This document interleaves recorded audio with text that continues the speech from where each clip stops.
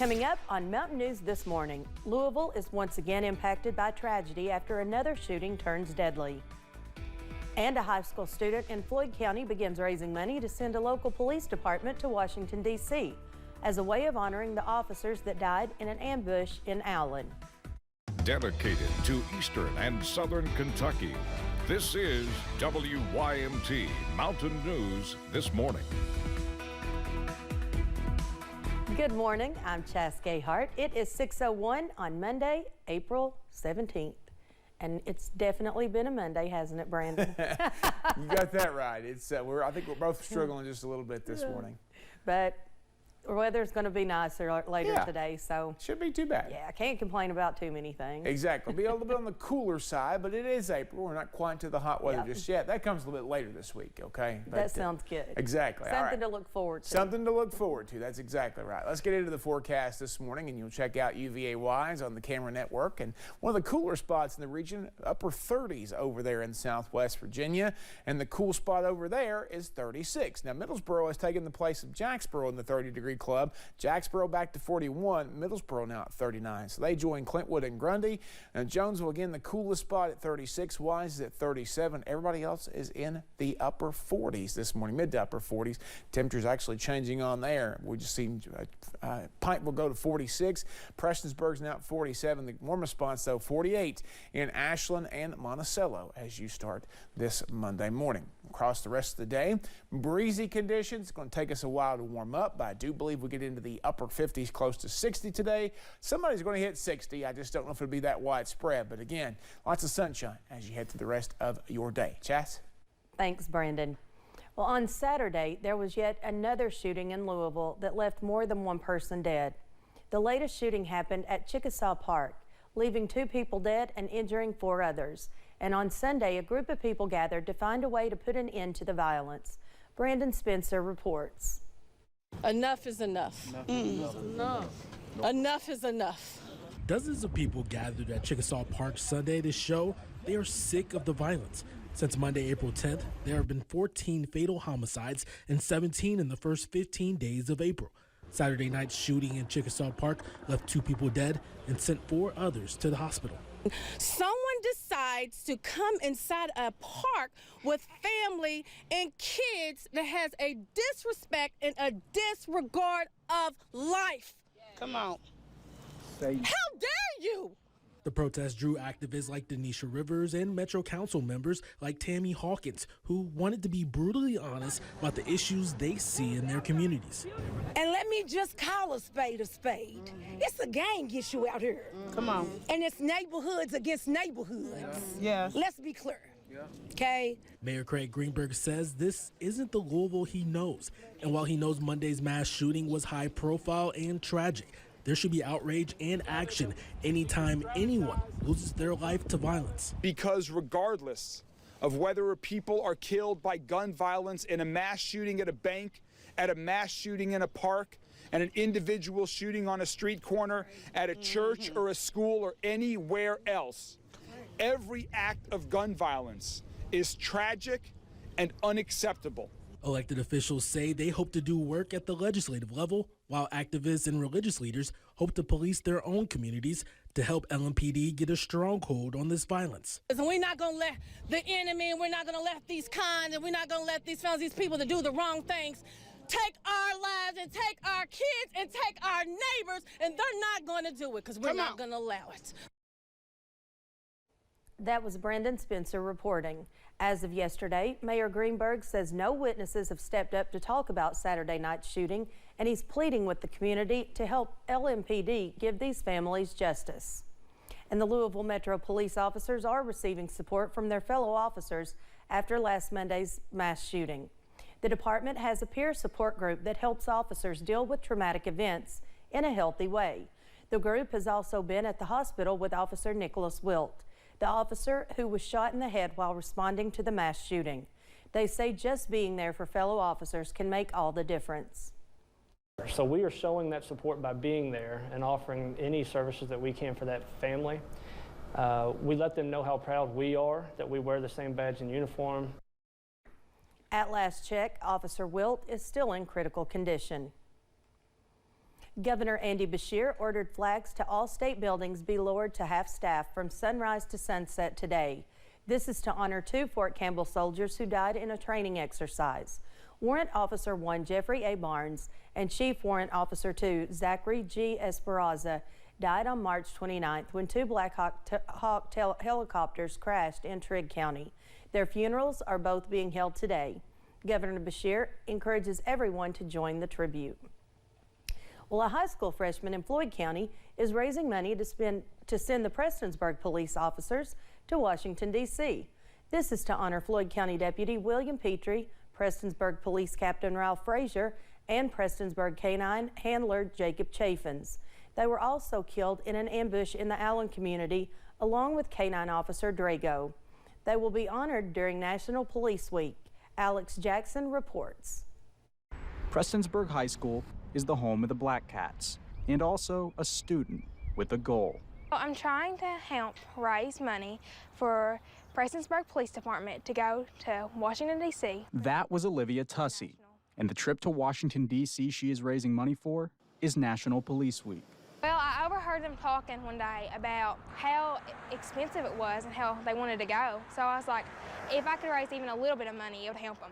The community of Prestonsburg and the police department mourning the loss of Captain Ralph Frazier, Officer Jacob Chaffins, as well as Floyd County Sheriff's Deputy William Petrie and K9 Drago, who lost their lives in an ambush-style shooting last summer. They're like my extended family. During National Police Week, a candlelight vigil honors the nation's officers who paid the ultimate sacrifice. This trip, another way to honor the community's fallen heroes. Where my mom works in dispatch and my dad's a fireman, I've grown up with them. So far, Olivia has had several fundraisers, selling suckers at school with her brother, a salad lunch at Prestonsburg High scheduled for later this week, and Kentucky food truck Hillbilly Hibachi set to donate 15% of proceeds on Wednesday. Olivia's mother, Jennifer, says the fundraising shows the character of her daughter. That she's a leader and that these guys mean something to her. Telling us the department is so excited to have Olivia's support. When I've been, working, they've came in and said, what's she doing next? Filled with appreciation. Very proud, very proud. Again, they were family, and at the work her daughter is doing. They were, very proud. The Tussey family working to give the Prestonsburg Police Department a chance to pay their respects. It's paying our respects one final time. To go honor them. To let them go down there and honor them. Remembering the brave men behind the badge who gave it their all. That was Alex Jackson reporting. Police Department will need to raise about $22,000 to attend Police Week. Sergeant Ross Shirtliff says the opportunity to pay their respects at the candlelight vigil is important to all of them. Well, motorcycle crashes are increasing here in Kentucky. Compared to this time last year, there's been an uptick in motorcycle crashes and deaths. Lori Weaver Hawkins with AAA says by this time last year, there were less than 200 crashes. Up to this point in 2023, there's been more than 230 crashes. Hawkins says Kentucky has had 15 motorcycle deaths this year, compared to 8 deaths at this time last year. Those numbers do not include moped or scooter crashes. She says visibility is critical. People driving other vehicles have more difficulty seeing a motorcyclist because of the size, and as of course is true for scooters and similar vehicles. So they're smaller, they're harder to see. Now, if you add things like rain, fog, those sorts of things that are already impairing visibility, then it would follow that they would be even more difficult to see during inclement weather. Hawkins says it is important to stay aware and for motorcyclists to always wear their helmet. Last year, a boy from Wolfe County was diagnosed with brain cancer after doctors found a large mass on the back of his brain and around his brainstem.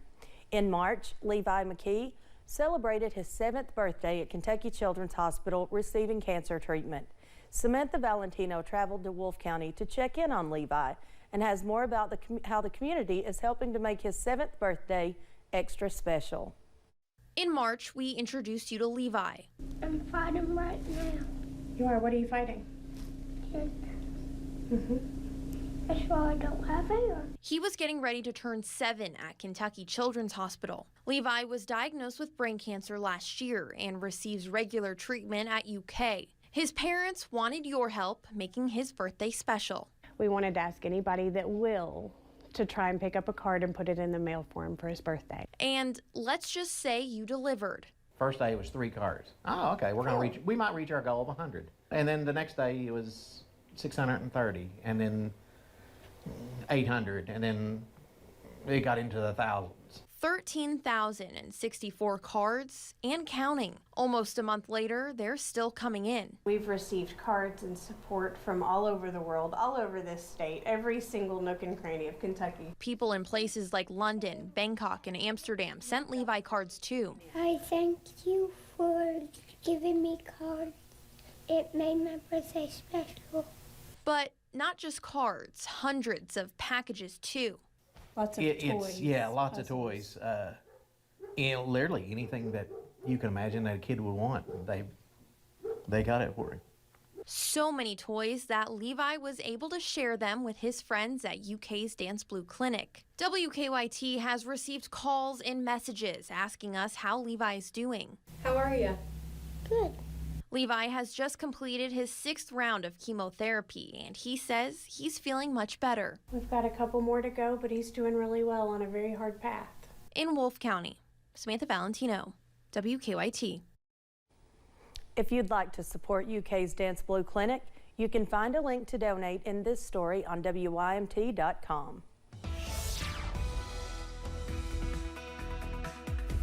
Keep fighting, Levi. We're in this together. We're all behind you here at WYMT. 6:12 this morning. We continue to track some cooler air out there this morning, some drier air as well. Jenkins over at US 119, US 23. We're continuing to see some quiet conditions out there this morning. We're going to continue to see some calm conditions through much of the day as well. Temperatures out there across the board in the 30s and 40s this morning. We're looking at those 30s in Middlesboro and all of Southwest Virginia, but 40s pretty much everywhere else. Low 40s in Williamsburg and Jacksboro and Harlan. Everybody else is in the mid to upper 40s there with Ashland and Monticello, the warm spots as you head through the first part of your day. Winds are starting to crank a little bit. Not too bad just yet. I think we'll get it 20-25 miles per hour, so it elevated wildfire risk today during the daytime hours. So make sure that you're following those burn regulations, not burning until after 6 o'clock, but just use your best judgment. If the wind is still cranking, please do not burn. 58 this afternoon, 56 by 3 o'clock. I think it's going to be a fairly nice day overall. Chas? Thanks, Brandon, and thank you for joining Mountain News this morning. More news is on the way.